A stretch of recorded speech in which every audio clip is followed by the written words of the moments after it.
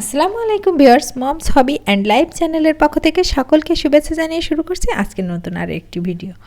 তো আশা করছি সকলে সুস্থ আছেন, ভালো আছেন। আমি আল্লাহর রহমতে ভালো আছি। তো ভিডিও শুরুতে আপনারা দেখে নিশ্চয়ই বুঝে গিয়েছেন যে আমরা কোথাও ঘুরতে এসেছি। হ্যাঁ, আমরা গাজীপুর সাফারি পার্কে ঘুরতে এসেছি। আর শীতকালেই তো ঘুরে মজা, তাই না বলেন? আর এখানে এসে এই মাছগুলো দেখে কিন্তু সত্যিই মুগ্ধ হয়ে গিয়েছি। এত কালারফুল, এত ভালো লাগছিল মাছগুলো দেখতে, যা বলে বোঝাবার নয়। আর আমার মেয়েটাও কিন্তু খুব এনজয় করছিল। এই মাছগুলো দেখেন কত সুন্দর। আর এটা তো ক্যামেরায়, বাস্তবে দেখতে আরও সুন্দর লাগছিল। আর এখানে বিভিন্ন প্রজাতির মাছ আছে। আমার মনে হয় ছোটো বড়ো সব বাচ্চারা এগুলো পছন্দ করে দেখতে। তো এটা কিন্তু সাফারি পার্কের একটা বিশেষ আকর্ষণ আমার কাছে মনে হলো। আর এখানে এই মাছগুলো আমার কাছে অনেক বেশি ভালো লেগেছে এবং বেশ আনকমানও। তো এই তো মাছ টাছ দেখা শেষ হয়ে যাওয়ার পর আমরা একটু ভাবলাম যে ছেড়ে রাখা পশু পাখি দেখে আসি। সবসময় তো খাঁচার ভিতর দেখি, একটু মাঠের ভেতর দেখে আসি। তো এখানে এসে শুরুতেই জেব্রার সাথে দেখা হলো, আর সাথে ছিল হরিণ। আর এই তো দেখেন লায়ন শুয়ে আছে, পশুর রাজা সিংহ যাকে বলে আর কি।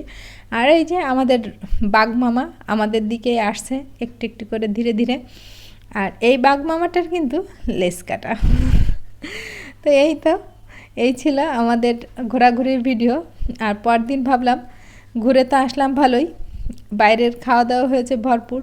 তো এখন ভাবলাম একটু হালকা পাতলা কিছু খাই। তার জন্য গাছ থেকে পুঁইশাকের যে আমরা বলি বিচি বা বল, এগুলো সংরক্ষণ করছি। অনেক এলাকায় পুঁইশাকের মিচুড়ি এই টাইপের কিছু একটা বলে।